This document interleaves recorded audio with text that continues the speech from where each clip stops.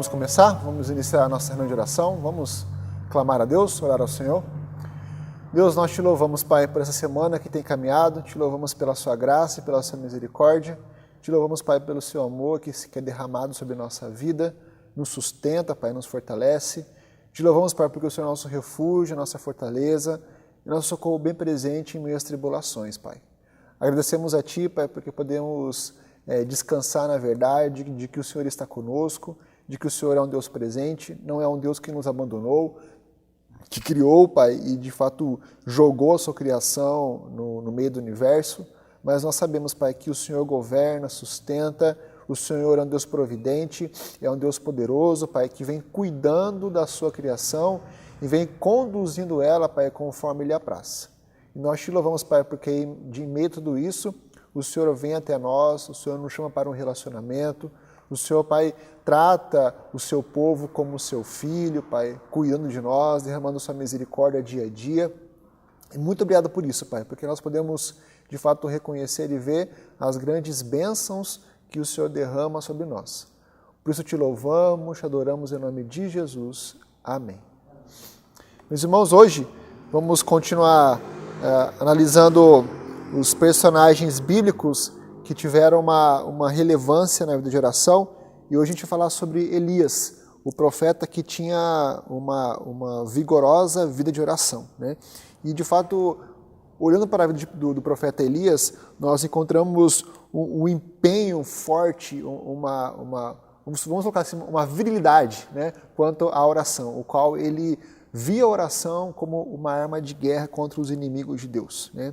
E de fato, ele estava no seu contexto de ministério profético, ele estava conversando com Deus, clamando ou sendo instrumento de Deus para trazer a vingança de Deus sobre os inimigos de Israel. E Elias era a personificação do tempo que ele vivia.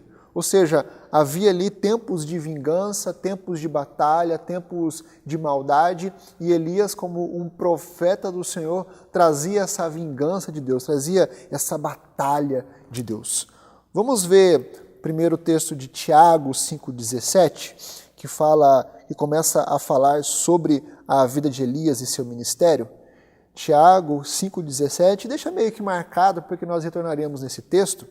Diz assim a palavra de Deus: Elias era homem semelhante a nós, sujeito aos mesmos sentimentos, e orou com instância para que não chovesse sobre a terra, e por 3 anos e 6 meses não choveu.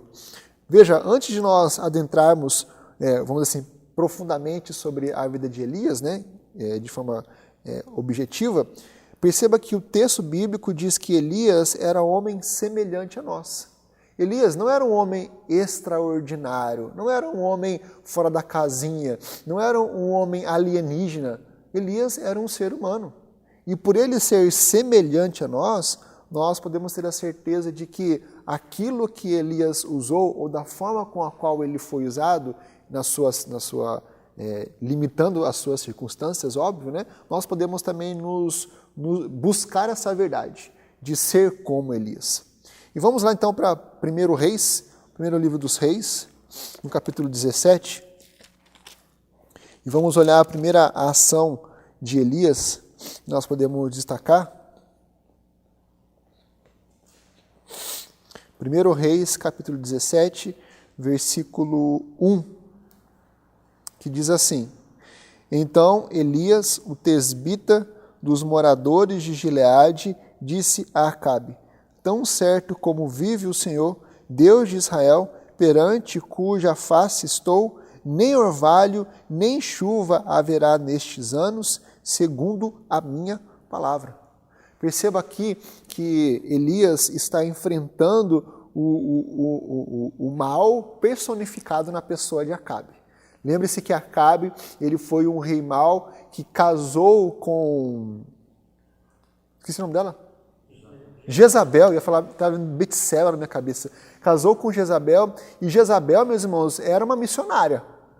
Jezabel era uma perfeita missionária, mas missionária de Baal, né? Então, Jezabel trouxe toda a idolatria de Baal para o meio do povo de Deus. E, de fato, a partir daquilo ali, começou-se a contaminar toda a nação de Israel por causa de Acabe e deste casamento. Então, Elias é levantado para confrontar, para, de fato, batalhar contra o rei Acabe e as suas ações, né? E algo interessante que está no seu texto, que diz assim, tão certo como vive o Senhor, Deus de Israel, perante cuja face estou. Algumas versões traduzem essa parte como a quem sirvo, Deus a quem eu sirvo. Então veja que a autoridade ou a ação de Elias não estava a partir daquilo que ele era, mas ele era um porta-voz de Deus, um porta-voz aquele a quem ele servia. Ou seja, o segredo da sua oração, o caráter deste homem se encontra aqui na pessoa de Deus. É por causa de Deus que ele fez o que fez, que ele tinha o poder que tinha. Não é por causa daquilo que ele era, ou por causa do ser humano comum como ele era, como nós vimos lá em Tiago, né? E nós podemos até avaliar, nossa, que homem é esse que ousa fazer uma afirmação tão poderosa com essa, ou de fato reivindicar tal poder, de fato dizer que, olha, enquanto eu não falar, a chuva não virá sobre a terra, né? E nós percebemos, nós devemos entender que esta ação de Elias não vem a partir do poder dele, não vem a partir daquilo que ele é, mas vem a partir de quem o enviou, que foi o próprio Deus, o Criador do universo, que enviou Elias para aquela ação. A oração de Elias não era fingida, não era uma representação, não se tratava de uma oração meramente oficial, sem vida e nem alma. Ele de fato estava em suas orações. Todo o seu ser, com todo o ímpeto de suas forças, estavam nelas. Elias de fato se dedicava, voltava-se para o momento de oração. A oração para Elias não era um momento robótico, não era um momento apenas para cumprir tabela, não era apenas uma questão de exigência, tem que orar, então vamos orar. Não, Elias se entregava naquele momento. Elias se debruçava perante o Deus de Israel, sabendo que Deus estava ouvindo a sua oração. Não eram meras palavras jogadas ao vento, mas ele de fato se envolvia nesta verdade. E por isso que nós vemos lá em Tiago 5,17, que diz que Elias orou fervorosamente. Ou seja, Elias orou com todas as energias que ele tinha voltadas ao Senhor. Elias se empenhou, voltou todo o nosso coração, todo o coração dele para se apresentar a Deus. E pense um pouquinho, como que nós nos achegamos a Deus em nossas orações? Como que o nosso coração está quando paramos e oramos ao Senhor? Será que as nossas orações são são orações de entrega total? São orações fervorosas, no sentido de que nós nos dedicamos 100% na oração? Ou de repente acontece como aconteceu comigo esses dias? Eu comecei a orar às 6h30 da manhã e acabei orando 8 horas da manhã, né? Não porque eu orei todo esse tempo, mas porque eu dormi no meio da oração. Eu não estava entregue totalmente naquele momento. Quando nós estamos entregues naquela situação, nós de fato focamos a nossa vida, o nosso coração, a nossa alma para aquela situação. Por isso que orações débeis não garantem resultados. Orações débeis não glorificam a Deus e muito menos fazem bem para nós, porque nós estaremos fingindo que estamos orando e, consequentemente, estaremos fingindo que Deus está ouvindo e depois nós ficaremos frustrados de forma real diante de uma não resposta às nossas orações. Mas depois, ainda no capítulo 17, a partir do verso 17, Elias é enviado para outra região. Acompanhe comigo a leitura. 1 Reis 17, a partir do verso 17. Depois disto, adoeceu o filho da mulher da dona da casa, e a sua doença se agravou tanto, que ele morreu. Então disse ela a Elias: Que fiz eu, ó homem de Deus? Vieste a mim para trazeres à memória a minha iniquidade e matares o meu filho? Ele lhe disse: Dá-me o teu filho. Tomou dos braços dela e o levou para cima, ao quarto onde ele mesmo se hospedava, e o deitou em sua cama. Então clamou ao Senhor e disse: Ó Senhor, meu Deus. Também até a esta viúva com quem me hospedo afligiste, matando-lhe o filho? E estendendo-se 3 vezes sobre o menino, clamou ao Senhor e disse: ó Senhor, meu Deus, rogo-te que faças a alma deste menino tornar a entrar nele.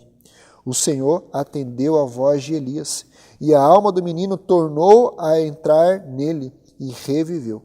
Elias tomou o menino e o trouxe do quarto à casa, e deu à sua mãe e lhe disse: vê, teu filho vive. Então a mulher disse a Elias: disto conheço agora que tu és homem de Deus, e que a palavra do Senhor na tua boca é verdade. Veja só, meus irmãos, a oração de Elias aqui penetrou regiões em que a oração nunca estivera antes. As terríveis, as misteriosas e poderosas regiões da morte foram invadidas pela presença e pela demanda da oração de Elias. Naquele quarto, Deus encontrou Elias. Naquele quarto, a luta era apenas entre Deus e Elias, para que Deus fosse gracioso, misericordioso para aquele menino. E de fato nós vemos aqui que o texto diz que Deus respondeu à oração de Elias. A resposta foi a prova de que a missão de Elias vinha de Deus, que a sua palavra era a palavra de Deus. Veja, as respostas de orações são as evidências de Deus e da verdade da sua palavra. Quando nós temos a resposta de Deus em nossa vida, nós estamos tendo a palavra de Deus sendo confirmada em nossa vida. Agora também é verdade que quando Deus não responde, nós também podemos entender que é Deus trazendo a sua palavra sobre a nossa vida, confortando ou conduzindo o nosso coração para conforme a sua vontade. Além disso, nós vemos outra ação de Elias demonstrando a sua vida de oração. No capítulo 18, no versículo 36, nós encontramos o seguinte, veja comigo. No devido tempo, para se apresentar a oferta de manjares, aproximou-se o profeta Elias e disse: ó Senhor, Deus de Abraão, de Isaque e de Israel, fique hoje sabido que tu és Deus em Israel e que eu sou teu servo e que segundo a tua palavra fiz todas estas coisas. Responde-me, Senhor, responde-me, para que este povo saiba que tu, Senhor, és Deus e que a ti fizeste retroceder o coração deles. Então caiu fogo do Senhor e consumiu o holocausto, e a lenha, e as pedras, e a terra, e ainda lambeu a água que estava no rego. O que, vendo todo o povo, caiu de rosto em terra e disse: o Senhor é Deus, o Senhor é Deus. Disse-lhes Elias: lançai mão dos profetas de Baal, que nenhum deles escape. Lançaram mão deles, e Elias o fez descer ao ribeiro de Quizon, e ali os matou. Lembre-se que o contexto aqui é que Elias provocou e chamou os profetas de Baal para uma luta espiritual, vamos dizer assim, né? Para mostrar quem era o Deus verdadeiro. E os profetas de Baal fizeram um monte de dança, e fizeram um monte de movimentos, e Elias provocou os profetas de Baal e nada acontecia. E quando chegou a vez de Elias, ele montou o seu holocausto, jogou a água em cima para de fato destacar ainda mais o poder de Deus, e a palavra de Deus diz que fogo caiu sobre a terra, do céu, queimou todas as coisas, inclusive a água que estava banhando todo aquele holocausto. Percebam, meus irmãos, que o teste imortal de Elias, ocorrido na presença de um rei apóstata, diante de uma nação infiel e sacerdotes idólatras, como aqui no Monte Carmelo, é uma exibição sublime de fé e oração. De fato, Elias confiou plenamente no seu Deus. E Elias orou com fervoroso ao Senhor, clamando para que não o seu poder fosse manifestado, não para que a sua pessoa fosse apresentada, mas que para o poder de Deus fosse demonstrado e as pessoas se voltassem ao Senhor. Diferente de muitos aí que quando vão orar com uma pessoa, abraçam a pessoa, começam a orar por ela e no final diz assim, olha Deus, e aqui quem está orando é fulano de tal, amém. Jogando fora o nome de Jesus Cristo e colocando a autoridade da oração na pessoa humana. Isso é ridículo. E o que nós vemos aqui é justamente o contrário. Elias trazendo toda a glória, colocando toda a glória em Deus, no Deus verdadeiro. Por isso que a verdadeira oração sempre trabalha com Deus. A verdadeira oração sempre caminha com Deus. Com Deus. E depois, paralelamente a essa questão, se voltarmos para o início do capítulo 18, no versículo 1, nós vemos o seguinte: muito tempo depois, veio a palavra do Senhor a Elias no 3º ano, dizendo, vai, apresenta-te a Acabe, porque darei chuva sobre a terra. Veja que, da mesma forma que Elias foi até Acabe para falar que não haveria chuva, agora novamente ele obedece à voz do Senhor por ter esse relacionamento com Deus e volta depois de 3 anos para dizer que agora virá chuva. Agora Deus derramará graça sobre este povo. E ainda no capítulo 18, no versículo 41, nós vemos o seguinte: então disse Elias a Acabe, sobe, come e bebe, porque já se ouve ruído de abundante chuva. Subiu Acabe a comer e a beber. Elias, porém, subiu ao cimo do Carmelo e, encurvado para a terra, meteu o rosto entre os joelhos e disse ao seu moço, sobe e olha para o lado do mar. Ele subiu, olhou e disse, não há nada. Então lhe disse Elias, volta. E assim por 7 vezes. A 7ª vez disse, eis que se levanta do mar uma nuvem pequena como a palma da mão do homem. Então disse ele, sobe e disse a Acabe, aparelha o teu carro e desce, para que a chuva não te detenha. Dentro em pouco os céus se enegreceram, com nuvens e vento, e caiu grande chuva. Acabe subiu ao carro e foi para Jezreel.